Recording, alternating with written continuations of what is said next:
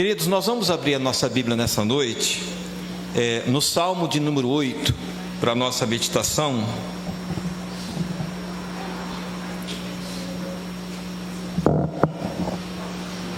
Salmo de número 8. É um salmo curto e eu gostaria que nós pudéssemos ler juntos esse texto da palavra de Deus.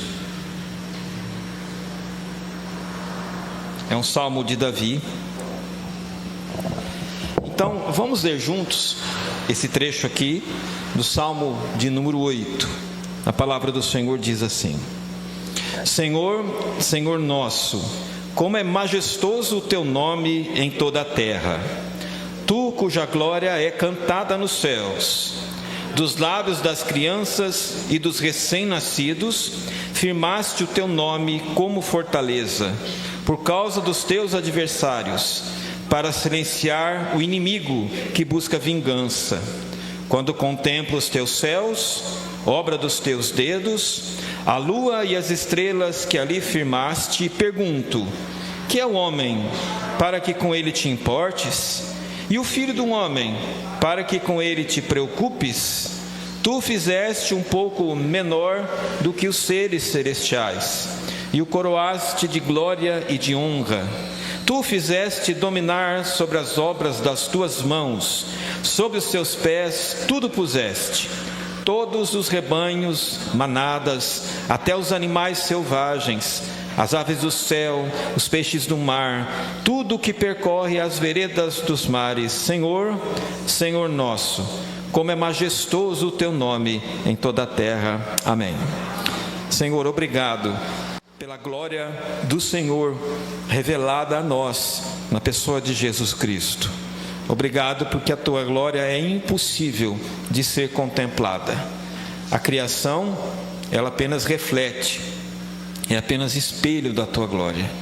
Mas obrigado porque em Jesus a tua glória foi revelada na tua humildade, vindo até nós como homem, vivendo entre nós como homem, para nos salvar. Nós agradecemos, suplicamos que a tua palavra mais uma vez nessa noite toque nosso coração e produza em nós o fruto do teu Espírito, em nome de Jesus. Amém. Eu tenho a impressão que Davi escreveu esse salmo olhando para o céu, porque ele diz: quando eu olho os teus céus, a lua e as estrelas que o Senhor fez. E quando eu li esse salmo, me veio à mente essa imagem que você vai ver aí, que me chamou muito a atenção. Essa é uma imagem produzida pelo telescópio James Webb, da NASA.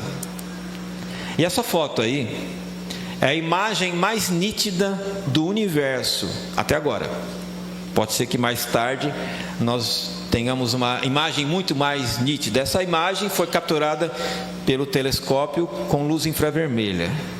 E aqui você vê apenas parte da Via Láctea. E se a gente fizer uma comparação, essa foto aí, ela representa um grão de areia no todo do universo. Os cientistas, eles estimam que existam cerca de 7 trilhões de galáxias em todo o universo observável, aquilo que os equipamentos podem observar hoje e conseguem. A Via Láctea, eles dizem, ela tem aproximadamente 100 a 400 bilhões de estrelas. E se nós pudéssemos medir um único ano-luz, esse ano-luz, se fosse medido, ele teria o comprimento de 9 trilhões de quilômetros. Você já parou para pensar o tamanho da grandeza de tudo isso? Eu acho que esses números gigantescos, eles trazem uma verdade. Ao olhar para isso, ao saber o tamanho das coisas e o tamanho que é impossível medir. Nós vivemos uma vida frágil e finita dentro de um universo que é infinito e misterioso. E diante de uma imagem como esta, a única coisa que nós podemos dizer é aquilo que Davi diz: Senhor, Quem é o homem para que com ele te importes? Quem é o homem para que o visites, para que te preocupes com ele? O Salmo 8, ele é construído como se fosse um quadro revestido de moldura.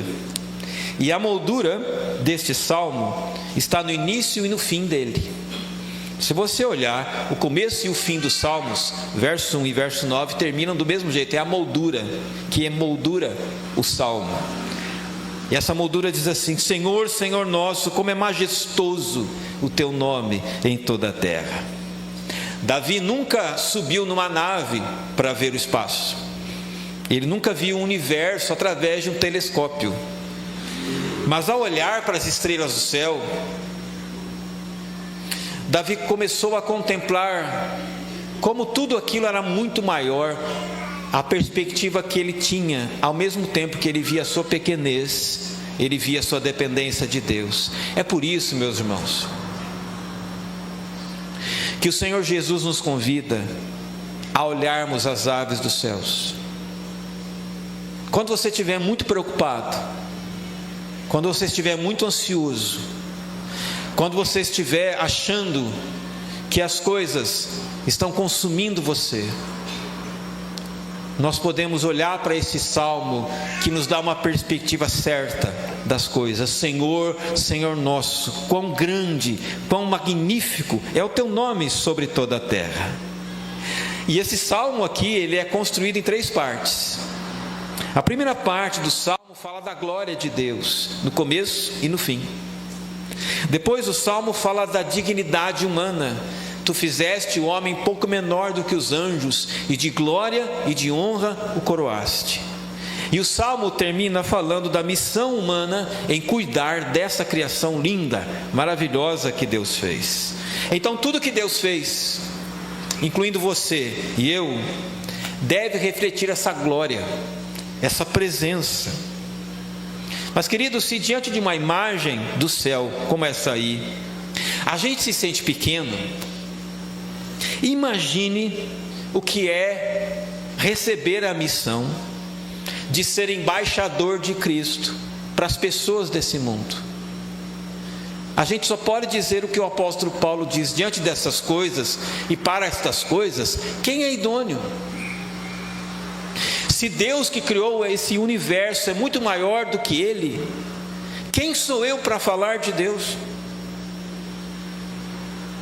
Quem é você para falar de Deus e sobre Deus? A gente fica se perguntando por que Deus nos escolheu, por que Ele decidiu se revelar. Quem sou eu? O Salmo pergunta: Senhor, quem sou eu para o Senhor se importar comigo, para que o Senhor me visite? Então, esse é o paradoxo que a foto traz. E o paradoxo, queridos, é este: a glória de Deus, a majestade infinita de Deus, o Deus eterno e glorioso, Ele se manifesta através da sua humildade. Porque nenhum de nós suportaria ver a glória de Deus e continuar vivo depois dela, se Deus não se mostrasse através desse filtro da humildade. É por isso que o texto que a gente leu no começo do culto lembra que Jesus abriu mão da glória, a si mesmo se humilhou, assumiu a forma de servo e, reconhecido em figura humana, a si mesmo se humilhou e foi obediente até a morte de cruz. Ele se fez um de nós. Então, se o Deus majestoso, eterno, glorioso, infinito fez que a sua glória fosse contemplada através da encarnação de Jesus, é porque Deus se revela aos humildes. Deus se comunica com os humildes. Deus se dá a conhecer aos humildes. É por isso que Jesus diz no Evangelho de Mateus: bem-aventurados os humildes de coração, porque deles é o reino dos céus. Queridos, a glória de Deus não grita, a glória de Deus não se impõe, A glória de Deus não ostenta, essa glória sussurra no silêncio, ela se revela no perdão, ela se entrega na cruz, ela se mostra em um bebê recém-nascido. Deus escolhe então habitar nos corações, não nos templos, não nos palácios. E o verso 2 do Salmo 8 diz assim: dos lábios das crianças e dos recém-nascidos firmaste o teu louvor para fazer calar o inimigo. É interessante que quando Jesus entra no templo, ele expulsa os vendilhões de lá, e imediatamente depois de expulsar os vendilhões, as crianças estão no templo, elas entram no templo e elas começam a cantar: Hosana, Hosana, Hosana ao filho de Davi. E os sacerdotes ficam furiosos, e eles querem calar a voz das crianças. E sabe o que Jesus diz? Ele cita o Salmo 8: da boca das crianças tiraste o perfeito louvor. Ou seja, a resposta de Deus para o orgulho humano é a sua simplicidade.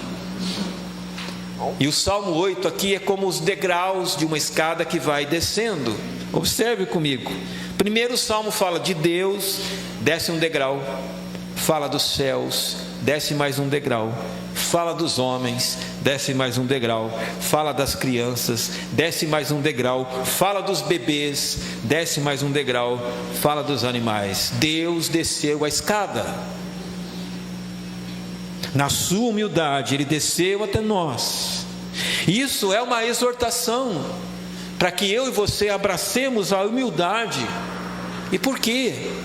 Porque a Bíblia diz: Deus resiste aos soberbos, mas a graça aos humildes. E meus irmãos, existem dois grandes obstáculos em mim e em você que nos impedem de sermos humildes. E esses dois obstáculos, eles são o orgulho e o sentimento de inferioridade. Pessoas cheias de orgulho, elas dizem: eu sou tudo. Pessoas cheias de inferioridade dizem: eu sou nada. Mas o que é que causa o sentimento de orgulho e o sentimento de inferioridade? Todos nós estamos à procura de validação.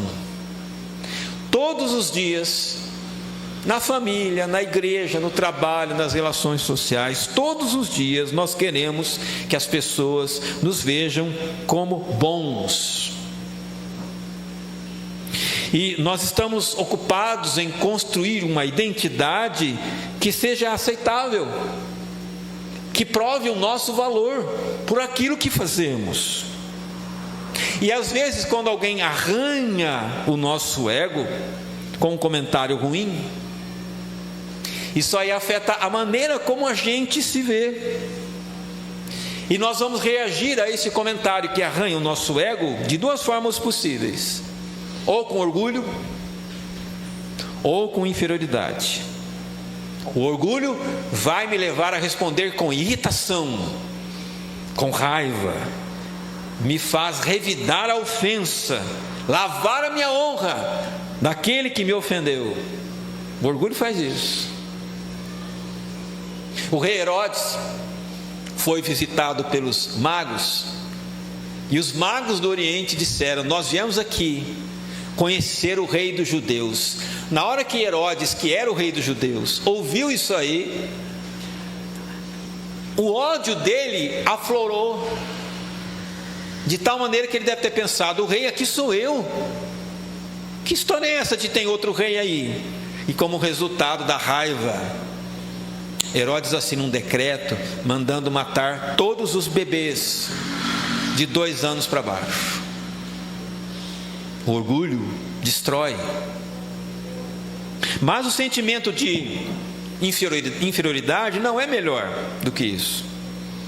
Ele faz tão mal quanto o orgulho, queridos, porque leva as pessoas a se fecharem nas suas mágoas quando são machucadas, quando são feridas, a alimentar ressentimentos. Essas pessoas não vão discutir com quem fala delas. Elas não vão levantar a voz, elas não vão ser agressivas, mas elas vão implodir esta raiva e mágoa nos seus corpos, causando doenças da mente e do coração. Quer um exemplo? Você já ouviu falar de Mefibosete? Ele não é muito citado, né? Mefibosete. Mefibosete era filho de Jonatas, neto de Saul. Jonatas tinha uma amizade muito grande com Davi, uma lealdade um ao outro, até que Jonatas e Saul, pai e filho, morrem. E Mefibosete era filho de Jonatas, amigo de Saul. E quando Davi fica sabendo que o pai, o amigo dele, Jonatas, morreu, seu filho Mefibosete está órfão, Davi resolve trazer o menino para dentro da sua casa, para comer na sua mesa. Um gesto maravilhoso de Davi. Não guardou ressentimento do Saul, mas trouxe o neto do Saul para ser seu filho. Só que Mefibosete era aleijado. A mãe estava correndo para escapar com vida, caiu e derrubou o bebê. E ele era aleijado. E quando Mefibosete foi levado até a presença de Davi, ele disse assim: quem sou eu para mostrares bondade para mim, que eu não passo de um cão morto? Mefibosete era portador de PCD, mas ele olha para ele, ele diz: eu sou um cão, mas não um cão vivo, pior, eu sou um cão morto. Porque o Senhor está se importando comigo. Mas Davi deve ter dito para ele: você não é um cão, nem é um cão morto. A partir de agora, você é meu filho. Queridos, nem orgulho, nem a inferioridade são respostas adequadas quando nós somos elogiados, criticados ou diminuídos. Porque se você construir a sua identidade a partir da opinião alheia, você será como aquele carrinho de montanha-russa. Ora estará lá em cima, feliz da vida, porque todos te aplaudem, porque todos falam bem de você. Ora estará lá embaixo, porque as pessoas te criticaram, não concordaram com você ou te causaram algum problema. Ora estaremos lá em cima, ora estaremos lá embaixo. Então quem somos nós? Como construir a identidade para que a gente não seja como esse carrinho de montanha-russa, lá em cima, lá embaixo, o tempo todo? O Salmo 8 pergunta: quem é um homem para que te importes com ele? Quem sou eu? Quem é você? A resposta está no verso 5. Tu o fizeste. Que é o homem? Tu o fizeste. Essa é a nossa identidade verdadeira. Nós somos criados à imagem e semelhança de Deus. E quando nós cremos em Jesus Cristo, nós somos tornados filhos e filhas de Deus. Nós somos tornados herdeiros de Deus. Preste atenção, se nós somos herdeiros de Deus, o que é que pode faltar a você? Nós somos co-herdeiros com Cristo. Nós somos geração eleita, sacerdócio real, nação santa, povo de propriedade exclusiva de Deus, para que anunciemos as suas maravilhas e as suas virtudes. E se nós estamos em Cristo, nós somos uma nova criação. As coisas velhas já passaram e tudo se fez novo. Então, queridos, qual é a alternativa do Evangelho para o orgulho ou para a inferioridade? O Evangelho mostra que Jesus, sendo Deus, deixou a glória e assumiu a forma humana. Jesus sabia quem ele era. Jesus não deixou a sua consciência de quem ele era ao vir a esse mundo. Sabe por quê? No momento em que Jesus foi batizado por João Batista, quando ele saiu da água, o Espírito Santo desceu sobre ele, e uma voz do céu falou assim: você é meu filho amado, em quem está a minha alegria. Você é capaz de acreditar que essa palavra é para você também? Que é isso que Deus diz quando olha para você? As pessoas podem ter dito várias coisas para você, agradáveis ou não, mas se nós somos herdeiros de Deus e co-herdeiros com Cristo, o que o Senhor Deus disse sobre o Filho, Ele diz para você: você é meu Filho amado, em quem está a minha alegria. Você é capaz de acreditar que Deus se alegra em você? Não pelo que você faz ou deixa de fazer, mas pela sua identidade nele, em Cristo. Você, meu filho amado, em quem está a minha alegria. Então, queridos, o Evangelho, em primeiro lugar, ele nos liberta do sentimento de orgulho ou do sentimento de inferioridade. Nós não temos que provar nosso valor. Nosso valor já foi atribuído por Jesus, que derramou o sangue dele no seu lugar e no meu. Esse é o valor que você tem. Não é o valor que te atribuem, é o valor que ele te deu com o sangue dele. O Evangelho nos define não pelo que nós fazemos, não pelo que os outros comentam sobre nós, nem sobre o que nós pensamos de nós mesmos. O Evangelho nos define, a palavra de Deus nos define por aquilo que Deus diz sobre nós. E eu e você temos que saber mais o que Deus diz sobre nós e menos do que as pessoas dizem sobre nós. Não há ninguém que tenha dado a vida por você a não ser Jesus.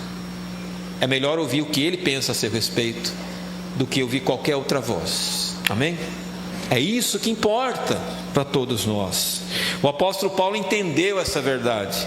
Ele disse assim: pela graça de Deus eu sou o que sou. E isso é maravilhoso. Pela graça de Deus eu sou o que sou. Em segundo lugar, o Evangelho diz que a nossa identidade está em Cristo. O que significa isso? Que o Evangelho ajuda a mim e a você reconhecermos nosso pecado sem nos destruir, nos chamando ao arrependimento dos pecados e nos chamando a crescer em amor e crescer em gratidão. Em terceiro lugar, o Evangelho diz que a nossa identidade é única, que não pode ser mudada. Sabe por quê? Porque não depende do seu desempenho pessoal, nem da aprovação dos outros. Se a sua identidade está em Jesus, a sua identidade jamais vai mudar para Ele, porque Jesus Cristo é o mesmo ontem, hoje e será para sempre. O Tim Keller, ele diz assim: a humildade não é pensar menos de si mesmo, mas pensar menos em si mesmo. Isso é humildade. É pensar menos em si mesmo. Se a sua identidade, então, qual é a aplicação prática dessa mensagem, queridos? Já que muitas vezes o que nós pensamos de nós é aquilo que os outros dizem, isso gera orgulho, no caso de elogio, ou gera inferioridade, no caso de crítica. Como é que nós podemos construir uma identidade bíblica? Então, se a sua identidade está em Cristo, lembre de uma coisa: Jesus se define da seguinte maneira: eu sou manso e humilde de coração. Eu sou manso e humilde de coração. Se Jesus é assim, eu e você, nós somos chamados a nos tornarmos como Ele, mansos e humildes. Então nós não precisamos estar entre as pessoas como se nós fôssemos um pavão, porque no reino de Deus não há só pavões. No reino de Deus tem pombos, avestruzes, galinhas. bem-te-vis, pica-paus, pardais, tucanos, águias, e nenhum deles é o rei das aves. Porque só existe um rei a quem nós adoramos, e só existe um Senhor a quem nós servimos. Então aprenda a dar valor e a viver bem com as pessoas da sua família, do seu trabalho, da sua igreja. Porque o Jesus a quem você segue é manso e humilde. Eu tenho aprendido mais sobre a vida com pessoas humildes do que com os livros que eu leio. As pessoas humildes têm me ensinado muita coisa linda. Gente que às vezes nem tem grandes formações, mas quando abre a boca, traz aquela sabedoria gostosa, do alto, aliviadora, prazerosa. Um certo poeta escreveu o seguinte: aonde está a honra dos orgulhosos? A sabedoria mora com gente humilde. Eu acho lindo esse cântico, né? A sabedoria mora com gente humilde. Então, se você tem problema com orgulho, examine se isso não é uma defesa pessoal sua com medo de ser rejeitado. Pessoas muito cheias de si podem ter sofrido lá atrás rejeição, e elas acham que precisam se impor para que ninguém as rejeite e nem questione o valor. São seres frágeis que estão buscando sua identidade nos elogios e nos aplausos. Mas, irmãos, Tiago, o apóstolo, diz que a verdadeira sabedoria, acima de tudo, é relacional. Relacional. Ele diz assim: a sabedoria que vem do alto é antes de tudo pura, também é pacífica, é amável, é disposta a ceder aos outros, é cheia de misericórdia, é cheia de bons frutos, não mostra favoritismo e é sincera. O sábio deste mundo, ele constrói uma torre para se destacar no meio da multidão. Mas o sábio, segundo Deus, constrói uma varanda para reunir pessoas. Mas talvez o seu problema não seja orgulho, talvez seja a inferioridade. E uma coisa é importante dizer: você acredita que o seu valor depende das pessoas nunca criticarem ou rejeitarem você. Mas, queridos, neste mundo pessoas hão de rejeitar você por razões que só elas sabem, que não tem a ver com você. E se você acredita que o seu valor depende das pessoas nunca rejeitarem você, você vai continuar sendo o carrinho da montanha-russa. Não terá paz no seu coração, porque ninguém neste mundo é capaz ou é responsável por amar a você de maneira perfeita. E quanto mais você se importa com as críticas, mais amargura você vai ter no seu coração. Então construa a sua identidade em Jesus. Por quê? Porque a opinião de Jesus nunca muda. Jesus amava Pedro antes do discípulo negá-lo 3 vezes, e continuou amando Pedro depois da negação. Quem mudou de identidade foi Pedro, não Jesus. Nosso Deus é imutável. Então não seja um dependente emocional de pessoas. Creia sim no amor incondicional que vem do alto, porque nada poderá separar você deste amor de Deus que está em Cristo Jesus, o nosso Senhor. Amém? Semana passada eu citei um sermão do Martin Luther King. Hoje eu vou citar um outro. Luther King pregou um outro sermão na década de 60 com esse título aqui: Transformados não conformistas. Ele pegou o texto de Romanos 12: não vos conformeis com este século, mas transformai-vos pela renovação da vossa mente. Nessa mensagem, Luther King exortou a igreja a